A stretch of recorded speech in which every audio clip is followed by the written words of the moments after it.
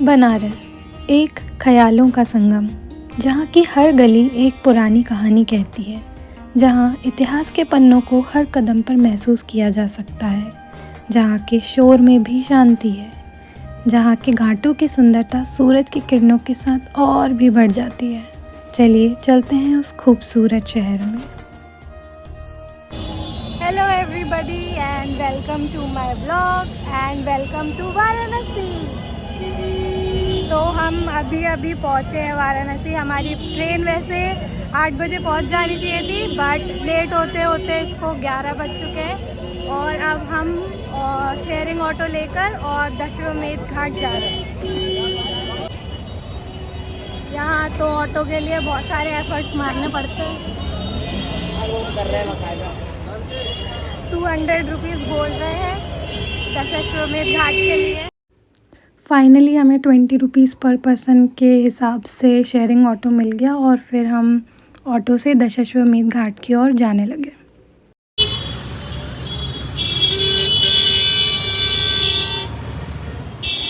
तो sharing auto वाले भैया ने हमको लक्सा पे उतार दिया और हमको ज़ोर से भूख लगी थी, तो हमने इडली सांभर खा लिया है भर के।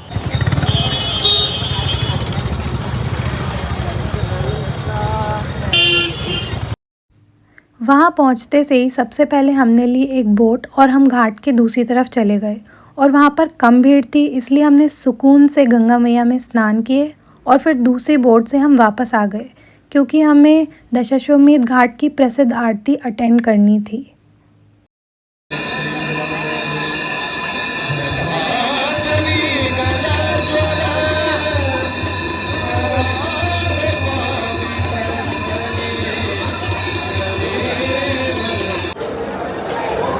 Hello and good morning everybody. आज सेकंड डे है और आज हमने काशी विश्वनाथ जी के दर्शन कर लिए और हम लोग थोड़ा जल्दी आ गए थे, इसीलिए हमारे दर्शन जल्दी हो गए। मुश्किल से 30 मिनट्स लगे होंगे, तो अगर आपको दर्शन करने हैं तो जल्दी आइएगा। अदरवाइज़ जब हम निकल रहे थे तो बहुत सारी भीड़ लग चुकी थी। तो दर्शन करने के बाद हम आए हैं भारत माता का स्टैचू देखने। ये गेट नंबर 1 पे है और यहाँ पे ये एरिया बनाया उन्होंने सारा फ़ोटो वगैरह लेने के लिए, क्योंकि फ़ोन्स अलाउड नहीं है मंदिर के अंदर।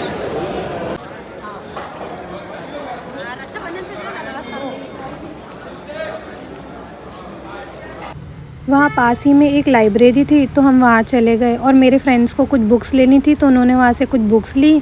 फिर हम गए अन्नकूट माता के दर्शन करने, जहाँ पर भंडारा चल रहा था, तो हमने भी वहीं पे भोजन कर लिया और मुझे फ़ोन के चक्कर में डांट भी पड़ गई। और ये हैं वो खूबसूरत गलियाँ जिनका ज़िक्र हर कोई करता है। ये सिर्फ गलियाँ नहीं, एक अनोखा सफ़र है जिसे बयां करना लफ्ज़ों में बहुत मुश्किल है। और ये देखो, बिल्कुल सेम टू सेम गाय जो वॉल पे बनी है और सामने खड़ी है।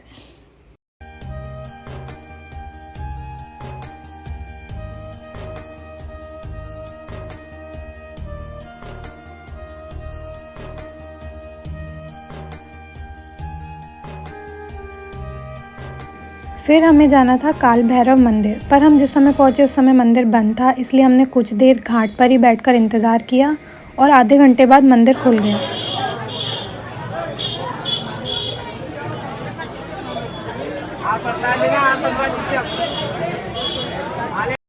फिर हमें ज़ोर से भूख लग रही थी, तो हमने खाया कचौड़ी चाट और शाम को पी गर्मा गर्म चाय। और चाय पीने के बाद हम पहुँचे Banaras Hindu university. BHU campus के अंदर ही एक काशी विश्वनाथ टेम्पल है जो कि बहुत खूबसूरत है, तो हम वहाँ चले गए और वहाँ की आरती अटेंड की और कुछ घंटे वहीं बिताए।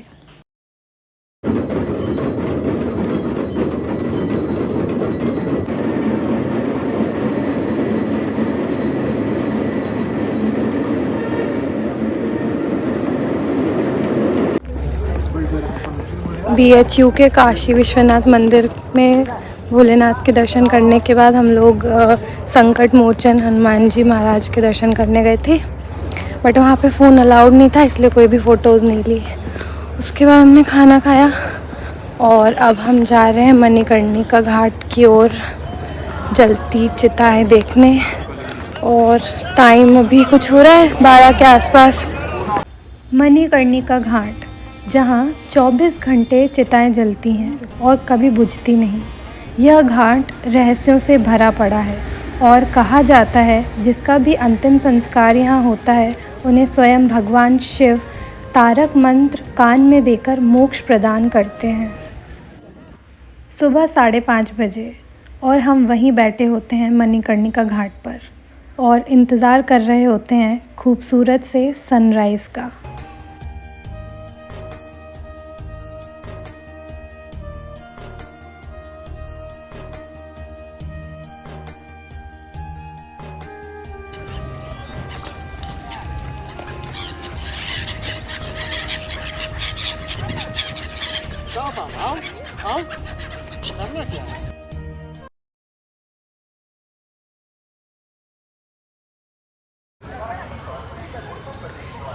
Hello everybody and welcome to third day of our trip. तो आज हम वैसे कल रात में हमने 1:30 या 2:30 बजे तक तो मणिकर्णिका घाट पे थे। उसके बाद फिर हम रात भर सोए नहीं, तो हम लोगों ने सनराइज़ देखने चले गए थे घाट पर। तो बहुत ही खूबसूरत नज़ारा था, उसकी वीडियो मैं डाल दूँगी व्लॉग में ही। बहुत ही प्यारा सा नज़ारा था। उसके बाद हम आकर सो गए थोड़ी देर और 12-1 बजे हमने लंच किया। फिर हमारी आइटनरी का प्लान था कि हम सारनाथ टेम्पल आएंगे। तो हम लोग जहाँ पर रुके हुए थे घाट के पास से, तो वहाँ से हमने ई रिक्शा लिया। तो ई रिक्शा का जो प्राइस था वो 600 रुपीज़ में उसने हमको यहाँ तक लाया। वैसे डिस्टेंस भी काफ़ी ज़्यादा है, अराउंड हमको 45 मिनट्स लगे यहाँ तक पहुँचने में। और ये हम फाइनली आ गए हैं सारनाथ टेम्पल के पास में। मेरे पीछे जो आप देख रहे हो ये जो टेम्पल है यही है सारनाथ टेम्पल। अभी हम अंदर जाएंगे कि यहाँ पे एक लॉर्ड बुद्धा की बहुत बड़ा स्टैचू है 80 फीट्स का। उस साइड से वैसे रोशनी आ रही है तो विज़िबल नहीं है, इवनिंग में थोड़ा और विज़िबल होगा तो मैं आपको बता दूँगी। अभी कुछ ऐसा दिख रहा है, काफ़ी खूबसूरत सा गार्डन है और बहुत ही प्यारी प्यारी पिक्चर्स यहाँ पे क्लिक कर सकते हैं। और जब ई रिक्शा वाला आपको छोड़ता है ना बाहर, तो कुछ सोसाइटी वाले प्रोवाइड करते हैं गाइड्स। तो वो गाइड्स आपको घुमाएंगे और गाइड करेंगे कि क्या क्या चीज़ें हैं, बाकी सारी हिस्ट्री के बारे में।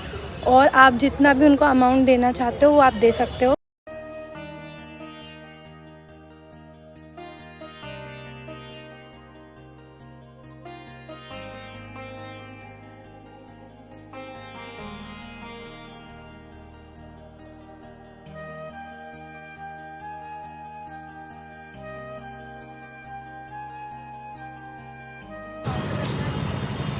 सारनाथ टेम्पल घूमने के बाद हम लोग जा रहे हैं चौखंडी स्तूप देखने। तो यहाँ की जो एंट्री फीस है वो 20 रुपीज़ पर पर्सन है।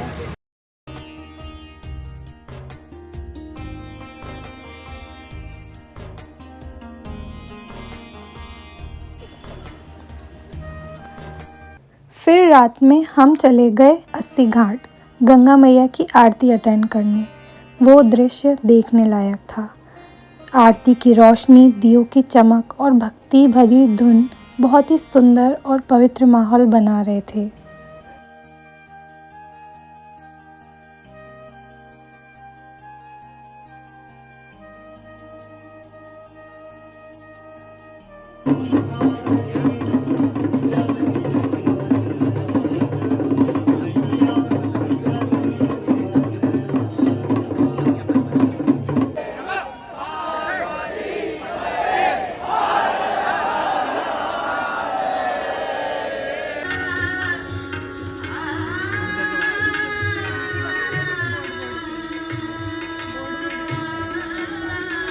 बनारस में मैंने अलग ही दुनिया देखी। यहाँ पर बारात और अर्थी एक ही सड़क पर बड़े आराम से जा रहे होते हैं। ये जर्नी एंड तो हो गई, लेकिन बनारस का जादू छूटेगा नहीं। अगर आपको मेरा वीडियो पसंद आया तो लाइक, शेयर एंड सब्सक्राइब करें। फिर मिलेंगे अगली यात्रा में, तब तक के लिए नमस्ते एंड बाय बाय।